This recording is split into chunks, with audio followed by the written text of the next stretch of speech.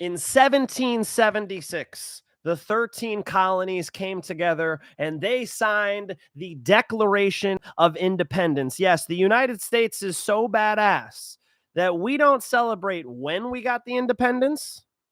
We celebrate when we declared that shit. Okay?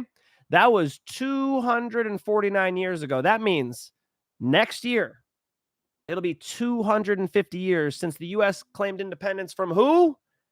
Great Britain. Well, guess who the heavyweight champ is?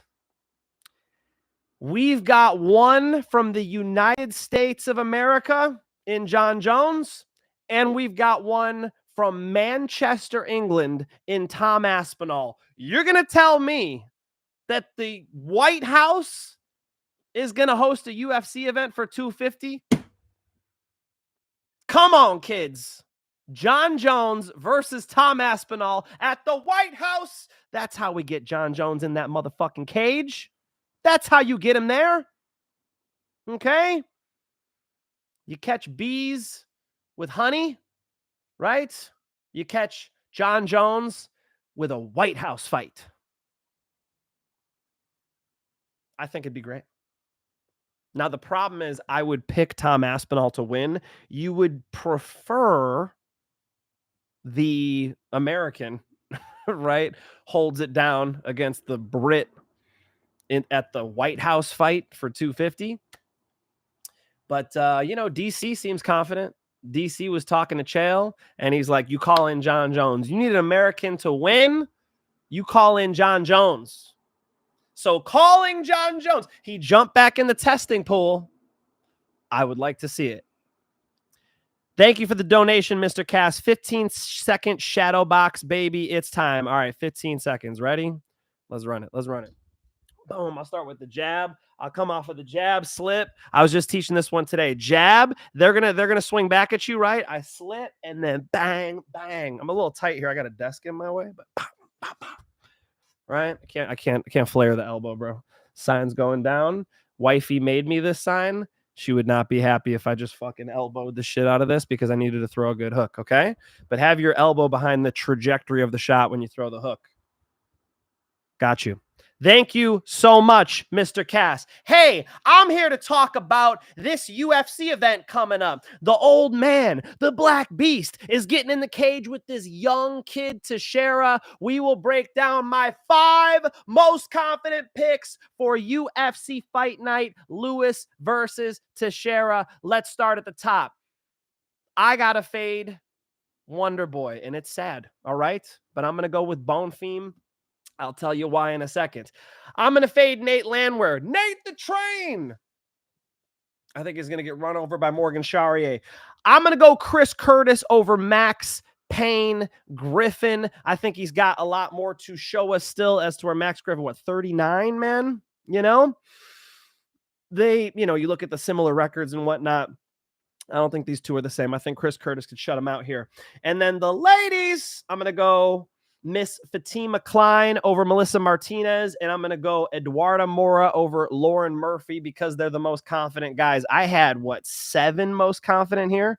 So, I had to shave a couple off. One is just about even odds, but I'm definitely locking it for a premium channel. So if you want to see who I'm betting on, you want to see my favorite bets, DM at Mike Finch Show on Instagram. We'll get you into the premium channel. All right, let's start with Wonderboy and Bonfim. Fuck, why do they got to do this to Wonderboy?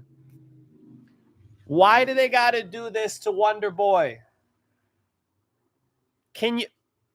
You have to build these prospects off him. Look at how they've been doing my boy Wonderboy. He's fucking 42. You know? They got to be out here getting him in trouble, getting him knocked out by Joaquin Buckley. Shavkat, those are his last 2 fights. Shavkat and Buckley.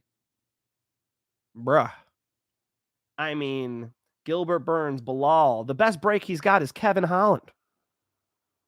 Kevin fucking Holland. It's the best break he's got since 2020. So, Bonfim is a phenom. Now, I do think that some people are a little higher on Bonfim than I am, but it still made the top 5 because Bonfim has all these ways to win. Bonfim's striking is very technically sound. He can strike with Wonderboy, but I think it's more so in the grappling. Bonfim's jiu-jitsu is beautiful. He can wrestle too. You could imagine him being a complete MMA fighter and making something happen here, potentially winning by submission against Wonderboy, which would be more of a statement. I would just say, though, because of the technical style of Bonfim, they could get into some close minutes of this fight. You know, he might eat a little foot to the face. You know, Bonfim is very technically sound, but he's up against a complete polar opposite from his last fight, right? He was just up against pure power. And now Bonfim's going to step in there with a technician of technicians, this champion kickboxer karate guy who's got this beautiful question mark kick, which, yes, I emulate in the gym. He teaches a lot of technique online. Wonderboy has a very deep arsenal. So, you know, I think that it's probably competitive for a bit until the takedown. And then if Bonfim gets on top, man, his submissions are nice. His chokes are nice. He can get people out of there in many different ways. And remember, the striking is world-class as well. Big fan of Bonfim. I do think he gets it done here against Wonderboy, who Wonderboy's the fucking man, okay? When I go southpaw, you'll see a lot of Wonderboy shit. I like to mimic some of his style. He's got a, very cool rangy style. I mean, it's just, how is he, he's got to get like a head kick here or just fucking snooze fest this guy, I think that Bonfim gets him. Nate Landwehr versus Morgan Charrière. I'm going Morgan Charrière. I've been a little bit of a Nate Landwehr doubter. It paid off for me recently with Nate Landwehr. Why isn't the fight coming to mind? It was Doo Ho Choi. I picked Doo Ho Choi on the show. Doo Ho Choi did it and got him out of there too, which was awesome. And I gave Doo Ho Choi out on the premium channel as a bet. So, I've been seeing some writing on the wall for Nate Landwehr. He's, he beats Austen Lingo, loses to Dan Ige, beats Jamal Emmers, loses to Doo Ho Choi. I think Morgan Charrière is of that higher caliber. I think Morgan Charrière is a real problem. He can wrestle, he can box, he's explosive, he's durable enough.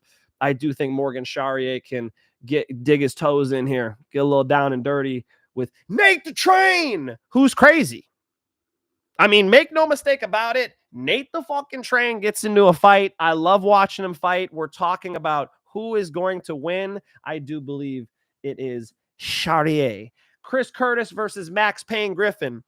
Both of these guys seem to be in similar spots in their career. However, I do believe it's Curtis who has more tread on the tires. I think it's Curtis who is the, more talented striker, one of the hardest guys to take down in the UFC. And he should be able to walk down a Max Payne Griffin and outstrike him. I believe so. Extreme Couture is such a great gym to be at. I don't think he'll just tie him up like he did that dude in the cage that Sean Strickland just came out throwing some haymakers at. Chris Curtis gave him bro, what the fuck are you doing here? Why you flicking us off? Why are you doing the John Jones? Boom, right? Why are you doing that to us? What the fuck is wrong with you, bro? Chris Curtis should get this thing done. Probably a decision. Chris Curtis doesn't have the most power or finishing ability, but 30-27. I think Chris Curtis should be able to handle business against an aging, Max Payne Griffin, who I think we've just seen his best fights, and that Chris Curtis has a few more. He belongs higher up in the division than this. Fatima Kline versus Melissa Martinez. Look, Martinez is only 27 years old. She fights with this like hands down karate taekwondo style. I'm watching some of her fights back, and I'm trying to convince myself, because the odds are wide on these ladies fights. I'm trying to convince myself, I'm like, okay, maybe she kicked Elise Reed in the face, maybe she could put something together here. And then you watch Fatima Kline fight. Fatima Kline, even younger, by the way, 24, but marches these girls down, switches stances nicely, hands high, the takedowns. I think Fatima Kline gets her on the mat and then mauls her there. So, Melissa Martinez is a little tiny thing. I think Fatima Kline Good hands, better hands, and better MMA grappling. And I like the dynamic ability that she has. So Fatima Kline should be a lock here over Melissa Martinez, who's fun to watch, by the way. I do like the style clash. Lauren Murphy versus Eduarda Moura. Lauren Murphy is old, and she got mauled by Jessica Andrade, and that was years ago. We're talking 2023, right? It's 2025. So why is she back fighting? Is it because she wants to earn the world title? I doubt that. I doubt that's in the cards. You know what I'm saying? Versus Eduarda Moura, I think that's absolutely in her sights, right? She wants to work her way up. She sees the future in the UFC. So this is more of a, you got a girl who's getting better versus a girl who's getting worse. You got a girl who's in season versus out of season. I should say woman out of season. Eduarda Moura faster. Going to be hard to take down. Going to be hard to strike with.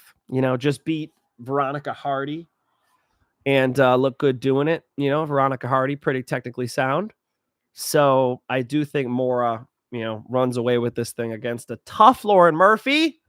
But she can't just, rough up an Eduarda Moura. I do think Eduarda Moura is going to 30-27 her as well. All right. One more time for my people in the back. I'm going Eduarda Moura. I'm going Fatima Kline. I'm going Chris Curtis.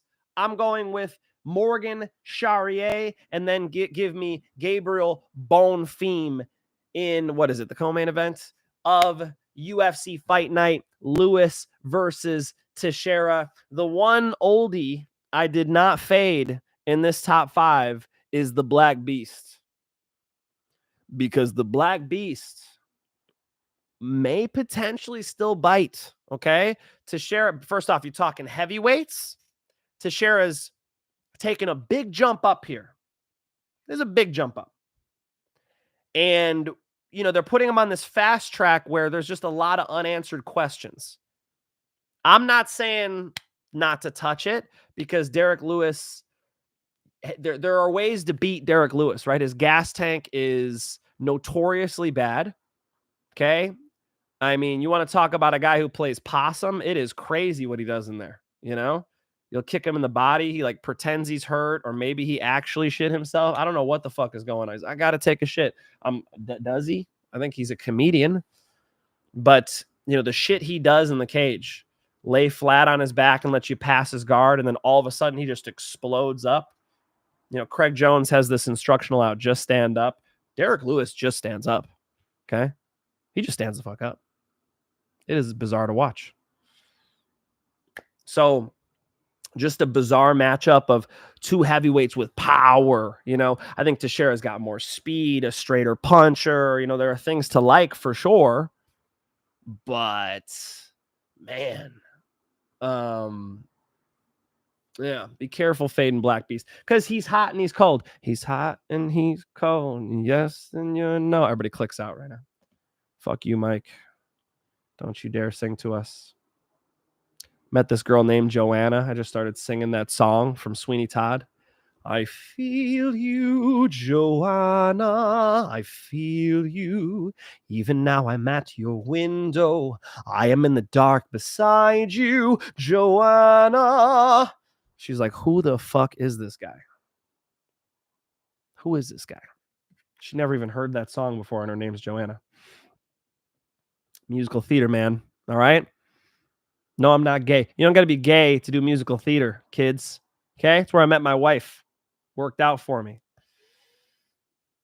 You guys play your football, okay? Standing out there with 60 dudes, sweating. Okay? I'll be doing musical theater with all the pretty girls.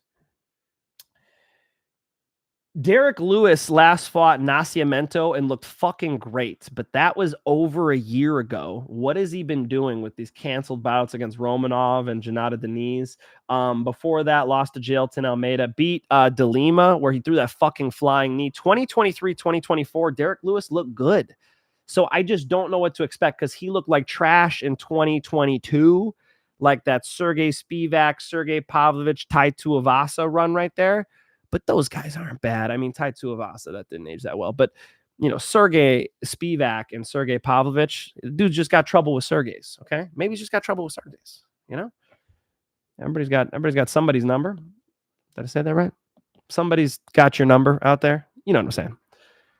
So, interesting main event. I'll be happy to watch it. 2 big banging heavyweights and a lot of good fights on this card. Like I said, 7 most confident that I loved. I picked 5 for y'all. I am taking the one that's the close odds, and I saved it for premium channel. DM at Mike Finch Show on Instagram if you want to see who I'm betting on. And then I dropped the link in the description. I always give out a free bet, and those hit fucking often. Just scroll up, okay? Those are hitting pretty fucking often. Let's go. What's up? The trading champ in the motherfucking house. Let's go. Dropping $100. Trading champ. Trading champ keeps the fucking lights on in this place. Okay? This is empty. So I will fill this up. Somebody dropping $100. It's a cheers. Cheers, trading champ. No, that was not alcohol. But you still deserve it, trading champ. Thank you. That is much appreciated. He says gangster. You know what's gangster? Dropping $100 on my show. Thank you so much. I appreciate it. These other kids, they don't know. I could be actually working, I coach boxing, jiu-jitsu, right? MMA. Okay? I could be doing that. Instead, I'm hanging out with y'all, and people like Trading Champ make it possible. Thank you. Okay. Go up to the top. Is AJ going to be back? Dude's like 23 years old thinking he deserves a vacation. Buckle up, kid. That attitude gonna have you begging for cigarettes and old gas station wieners.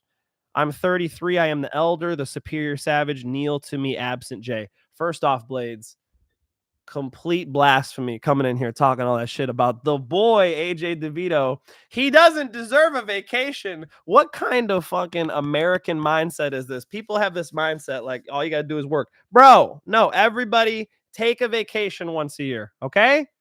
Who puts out more content than AJ? He literally puts out a video every day. I, just so y'all know, am increasing my output to 3 videos. Just so y'all know, step down from my management job at UFC Gym Huntington Beach so I could grind, okay? I got 2 major projects I'm working on. One is this fucking channel. I am increasing my output. I'm going to try to get to videos every day, but right now it's going to be most confident picks on Mondays, the post weigh-in full card predictions after I see everybody face off and weigh in, and then I'm going to do my recap show generally, I think, on Sundays. Maybe I'll crank some out even Saturday nights.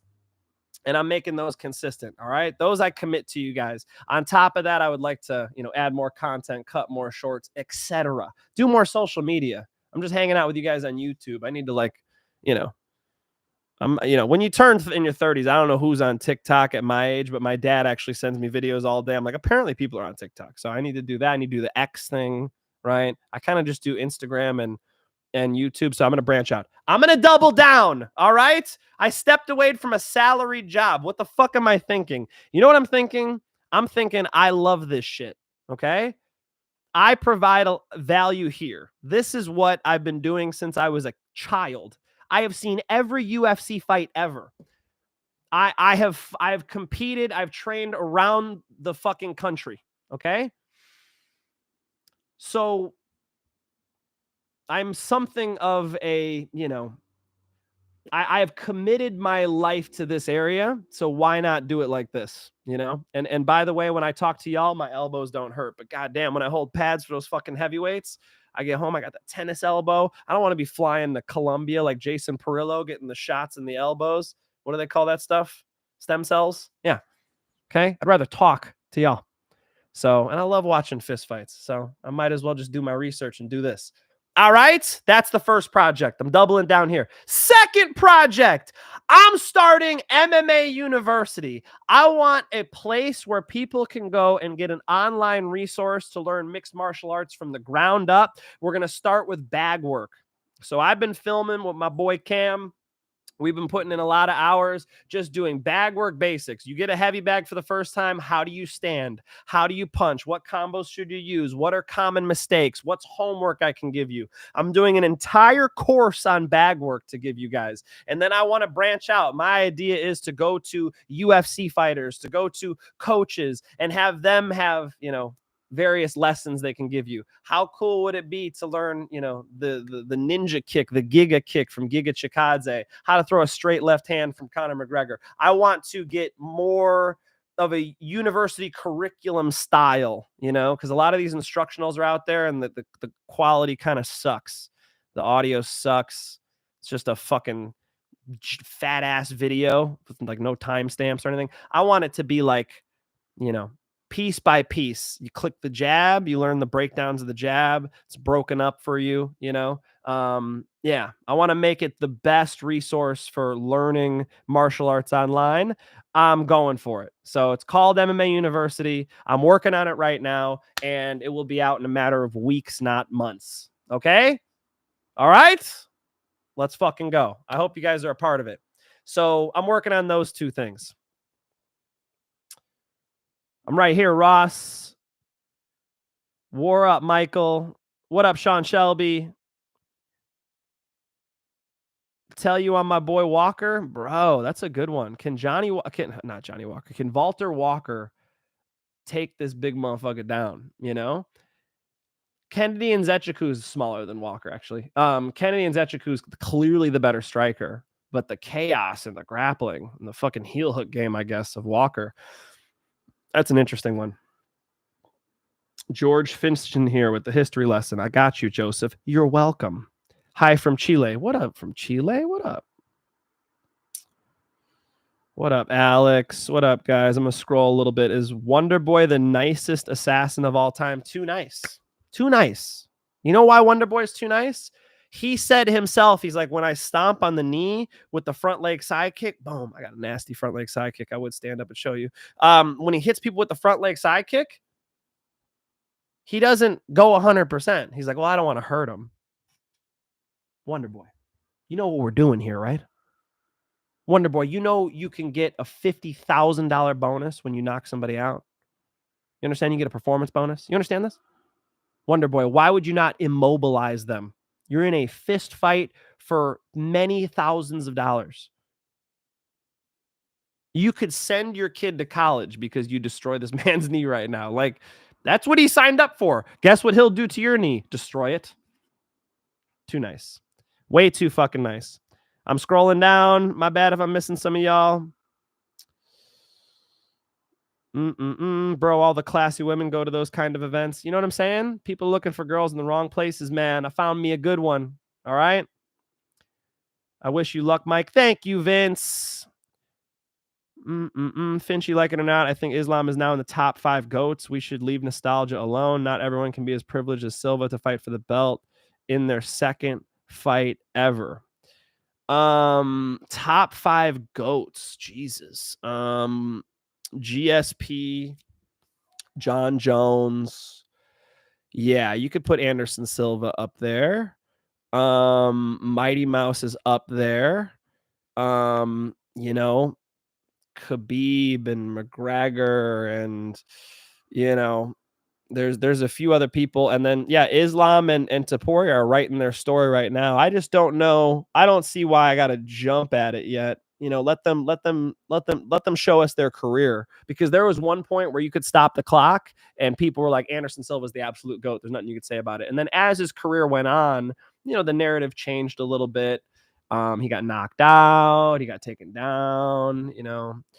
Got DC laying on him and shit. Nah, DC actually kind of kickboxed him that fight. But you catch my drift. So let's see where their careers go. However, the body of work, is impressive, of course. I ain't no fucking Islam hater. What are you saying? I'm not no Islam Makhachev hater. He's a very nice dude when I met him at Bellator. Islam Makhachev's awesome. He's got a bad rap for being like boring or something. No, his fights are fucking awesome.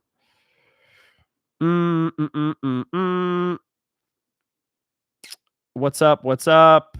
Take on the Lewis fight. I gave you that take. Scroll back. Bonfim went the distance with Angelusa and doesn't have that good of wrestling to keep him down. Wonderboy has a chance to win by decision. That's what I said, Shoujo. That's what I said. Yeah, Wonderboy, if he fights a perfect fight, he has to just point karate the fuck out of this guy. And, Bonfim has got to get in there and make it happen. So, but come on, man. Even just pure striking between these two, Bonfim's very technically sound too. It's a really cool fight. But anything that Bonfim can make happen on the ground, I mean, Bonfim's dangerous. Bonfim's a finisher. It's going to be really hard for Wonderboy to finish the fight. Wonderboy eking out a decision is the way, as to where Bonfim can win by submissions and by striking, by landing the more powerful shots, from wrestling, All right. That's enough. All love, guys. I hope you had an amazing July 4th. Let me end on a somber note. I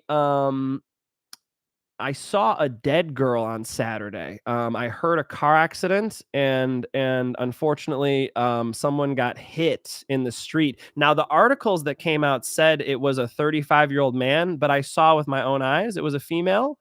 I don't know. I'm just telling you, I saw this. And the driver was charged with a DUI, 21-year-old kid. He just fucked his whole life up. I'm looking at this girl laying in the street. I didn't see the actual impact, but I wasn't far, so I was able to run over and see. And she's laying in the street. And a car is coming, and so I'm like screaming at late at night on Saturday. I'm like screaming at this car coming so I don't see this girl get run over again. Ambulance shows up really quick. They don't do much because clearly she's dead. And then they take her out of there. And it was really sad. And the reason why I tell you is don't drive drunk. This girl was walking across the street alone at night, probably fucked up, I mean, how are you getting hit in a 4-lane street that has streetlights on it after midnight? It's probably because she was fucked up. It was Saturday, the day after the 4th of July, where a lot of people celebrate pretty hard. If you're going to celebrate hard, you shouldn't be walking alone. You got to be extra cautious. So, don't let your friends do it. Don't let oh, she's fucked up, but she only lives a couple blocks away. Like, nah, man. Learn from this horrific accident to not do that. Never let somebody do that. Somebody's messed up. You're sober enough. Like, you take care of them. I'm not saying drive them drunk. That's my next point. The kid who hit her is 21 years old. I mean, think of how his life got derailed. He's going to prison, I called the police. I just got my wife, actually, from my wife's phone. So she just got a call today back from the police. I assume detective or whatever. So we'll do an interview. Again, I didn't see the actual accident, but they're collecting data because this kid's gonna go to court and go to prison. So don't drive drunk. Why would you do that? It would have been so easy just to see this girl walking across this 4-lane street on a complete straightaway, Instead, he was drinking. He had his friend in the car. Boom, hits her. The impact was loud. She died on impact. I'm almost certain. I'm just about certain. And, this guy comes over. He didn't try to drive away, pulled over and runs over. And he was standing over the body, which probably kept, somebody else from striking her as well while she was down. And he's got his hands on his head. And my wife heard him say, "Please wake up," and I heard him say, she was jaywalking. That horrible moment could have been avoided by people not being fools. So, don't drive drunk. Don't let your friends, walk home fucked up alone. Right. Yeah, I would hate to see that happen to any of you. So it was horrible. It was horrible to see. Be safe. All right. Appreciate y'all as usual. And the reason why I give you this message is because it is peace and love. Until next time.